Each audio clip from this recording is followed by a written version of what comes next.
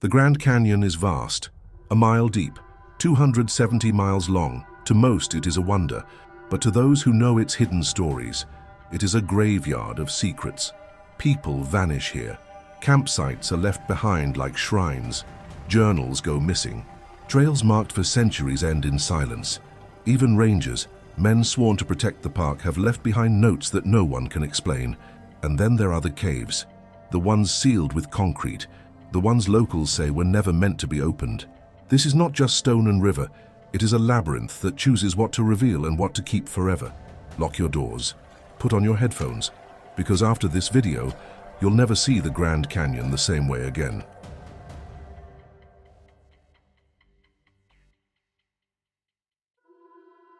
The mystery of the Hopi Salt Trail. Long before tourists lined the South Rim with cameras, the Grand Canyon was already sacred ground. To the Hopi people, the canyon was not just a landmark, it was a living place, a bridge between this world and the next. And at the heart of their traditions was a single, treacherous path, the Salt Trail. The Salt Trail leads deep into the canyon, down sheer cliffs and across unstable slopes to a remote bend of the Colorado River, where salt deposits shimmer against the stone. For centuries, Hopi men made pilgrimages here, carrying offerings and prayers. To return with salt was not only survival, it was a sacred duty. But the Hopi also warned that the trail was dangerous, not only because of its terrain, but because it was guarded. Legends say spirits watch over the Salt Trail. Some call them the Kachinas, ancestral beings who protect sacred places. Others whisper of something darker, figures who punish those who walk the path without permission. In the early 1900s, settlers and miners tried to use the Salt Trail as a shortcut into the canyon. Some never came back. Rangers recorded cases of men who set out to follow the ancient route and simply vanished, leaving only tools or clothing behind. In the 1930s, a group of 3 prospectors was last seen entering the trail. Their gear was later found abandoned halfway down the cliffs. The bodies were never recovered.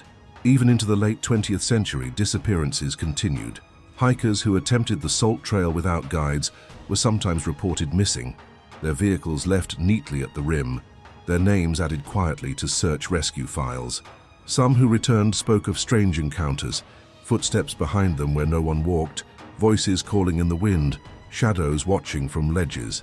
Today, the trail is considered one of the most dangerous in the Grand Canyon system. Rangers discourage hikers from attempting it, warning of sheer drop-offs, dehydration, and disorientation. But among the Hopi, the warnings run deeper. The Salt Trail is not abandoned. It is alive, and it still takes those who enter it unprepared.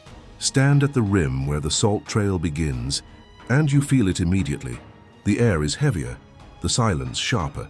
Each step downward feels less like a hike and more like crossing into a threshold you weren't meant to cross. The Hopi Salt Trail is more than a path. It is a reminder that in the Grand Canyon, some routes lead not to the river but to something else, something watching, something waiting. And if entire groups of men could vanish on a sacred trail, what about a single explorer, Peter Jackson, who entered Havasu Canyon in 1971, only to be found days later in a trance, with his camp intact but his journal missing? The strange case of Peter Jackson's missing camp. In the summer of 1971, Peter Jackson, a 42-year-old outdoorsman from California, set out alone into the Grand Canyon. He was no amateur. Jackson had years of experience hiking, climbing, and camping across the American West. Friends described him as meticulous, the kind of man who kept journals, maps, and every supply accounted for. When he entered the Havasu Canyon region, no one thought twice. He told his family he would be gone a week. But days later, when rangers spotted his campsite from the air, something felt wrong.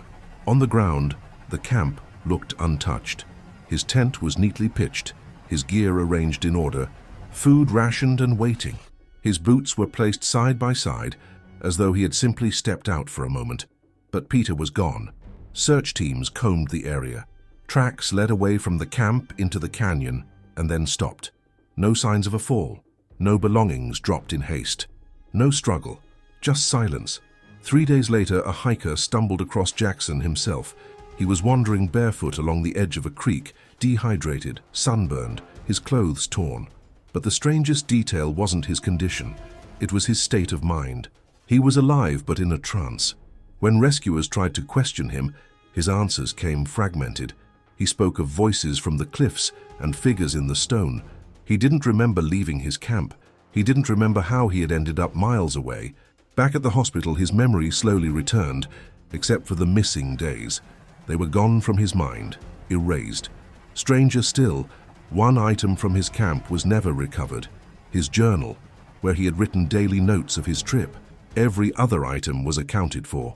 Only his record of the journey vanished. Jackson eventually recovered physically, but he never spoke publicly about what happened. In private, he admitted to friends that the canyon had taken something from him, though he couldn't explain what. He never returned to the Grand Canyon again. The case was quietly closed by park officials, listed as an incident of exhaustion and heat stroke. But for those who know the story, it remains one of the most unsettling disappearances that wasn't a disappearance at all. Peter Jackson returned, but part of him never did. And if a hiker could lose days of his life and a journal that was never found, what about a ranger, trained, disciplined, sworn to protect the park, who left behind notes of strange figures on the riverbanks and then vanished mid-patrol? The River Ranger's last log. By 1983, Robert "Bob" Wilson had spent over a decade working as a river ranger in the Grand Canyon. He knew the Colorado River better than anyone, its rapids, its bends, its moods. Tourists trusted him with their lives, and fellow rangers called him unshakable. That year, he was assigned to a routine patrol, checking campsites along the river, noting trail conditions, keeping watch over the water. Nothing unusual. But Bob was a man who kept meticulous records. In a small notebook, he carried on every patrol. He wrote brief but sharp observations, and in his final days, those notes grew strange. Figures on the south bank, watching, felt followed all night. No tracks in sand by morning. Lantern light across the river, vanished when approached. The last entry was dated June 14th, 1983. It read only, "They are closer tonight." The next morning, Bob's boat was found adrift near Hance Rapids.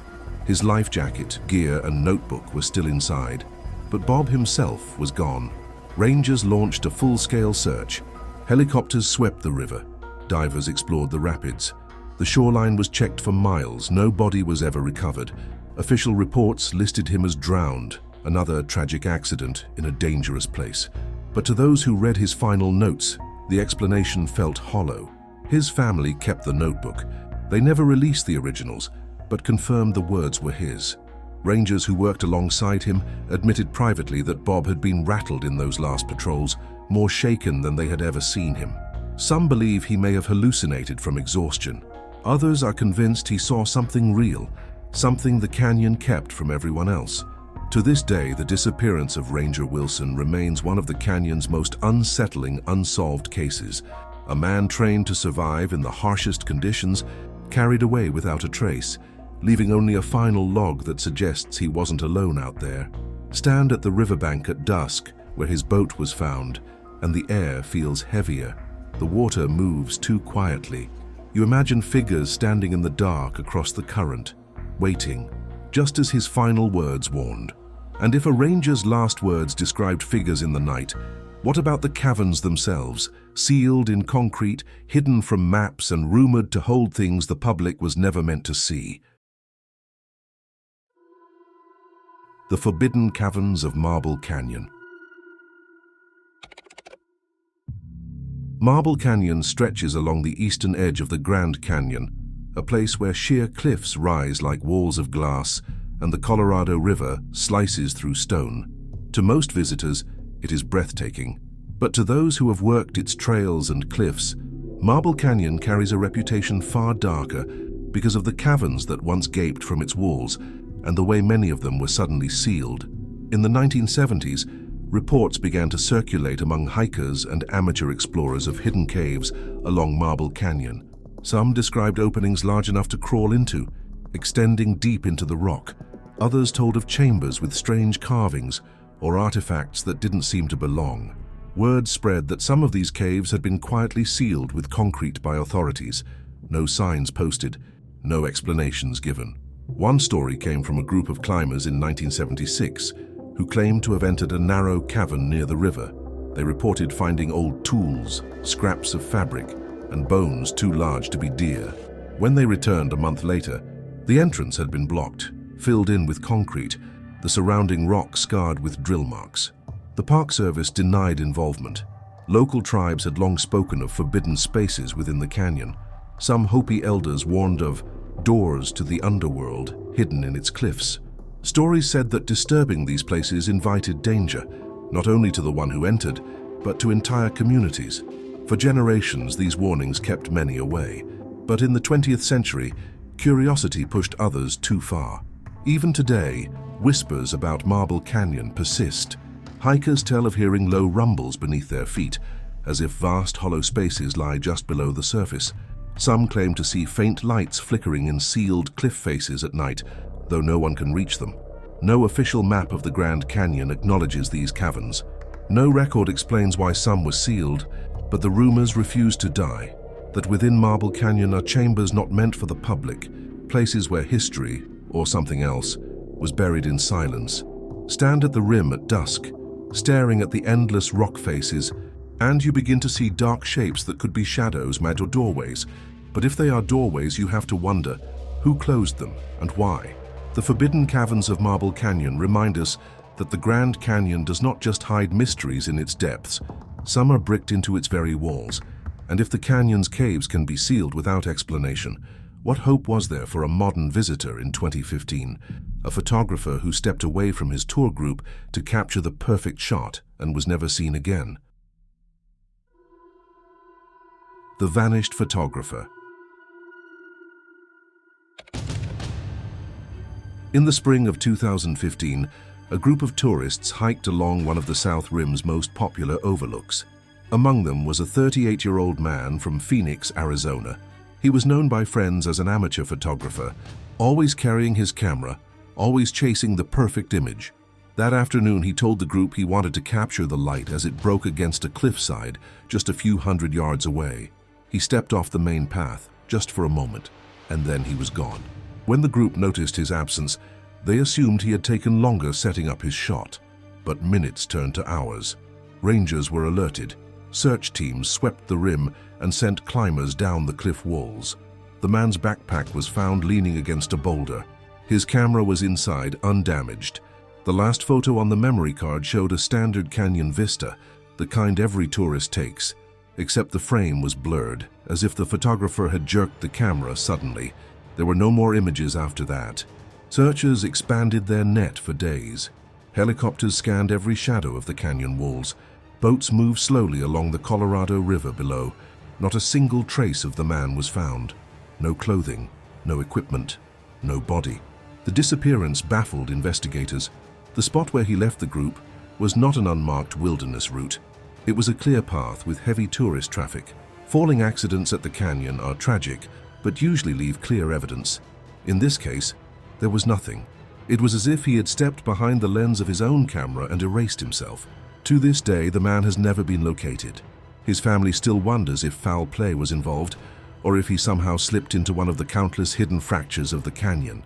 Others whisper of something stranger, that the last blurred photo was not an accident, but a reaction to something he saw, something that came too close. The vanished photographer remains one of the canyon's most haunting modern cases. A man chasing light, swallowed by shadow, leaving behind only a blurred frame and questions that can never be answered. The disappearance of Jesse Capen. In December of 2009, Jesse Capen, a 35-year-old bellhop from Denver, packed his Jeep and drove into the Grand Canyon. By all accounts, Jesse was not an ordinary tourist. For years, he had been obsessed with a single legend, the Lost Dutchman's gold mine, a mythical treasure many believed hidden somewhere in the Southwest. He read every book, collected every map, and convinced himself he could find it. When he set out for the canyon, friends and family assumed it was just another solo trip. He was experienced, resourceful, and cautious. but after weeks passed without contact, the alarm grew. Jesse's Jeep was discovered near the Tonto Trail, parked neatly, locked, with his campsite nearby. Inside the tent were his belongings: backpack, journals, supplies. Nothing appeared out of place, nothing suggested a struggle. But Jesse was gone. Search teams scoured the trails and canyon walls. Helicopters hovered overhead, scanning every shadow. For nearly a month, volunteers and rangers combed the area. Not a single trace was found. It was as if Jesse had walked out of his own camp and dissolved into the canyon. The mystery only deepened with time. Jesse's journals hinted at his obsession with lost treasure, but gave no clear destination. Maps he carried marked multiple sites, each one a dead end. Some speculated he found an uncharted cavern and slipped beyond rescue. Others believed he may have met foul play, lured into danger by someone who knew of his obsession. It wasn't until 3 years later, in 2012, that hikers stumbled upon human remains wedged in a crevice near Sedona, miles from his camp. The body was confirmed to be Jesse's, but the discovery answered little. How had he traveled so far over terrain so dangerous? Why had search teams never seen him, despite combing that very area? And what had he been chasing in those final hours? For his family, the closure was incomplete. The remains told them where, but never why. The Grand Canyon had swallowed Jesse Capen, just as it has swallowed countless others. His obsession with gold ended not with discovery, but with silence. The story of Jesse Capen remains one of the canyon's strangest disappearances, not because he died, but because even in death, the canyon kept its secrets. 6 stories, 6 disappearances that carved silence into the stone, a treasure hunter who never returned, a sacred trail that swallows the unprepared, a hiker whose memory and journal were erased, a ranger whose final words warned of figures no one else could see, caverns sealed in concrete, hiding what the canyon won't reveal, and a photographer whose last image blurred the line between what we see and what sees us. The Grand Canyon is not just a wonder of the world, it is a labyrinth, one that keeps its secrets better than any grave. Tell us, which of these mysteries will haunt you most the next time you look at the canyon, and where should we go next? But choose carefully. Some places aren't just watching, they're waiting.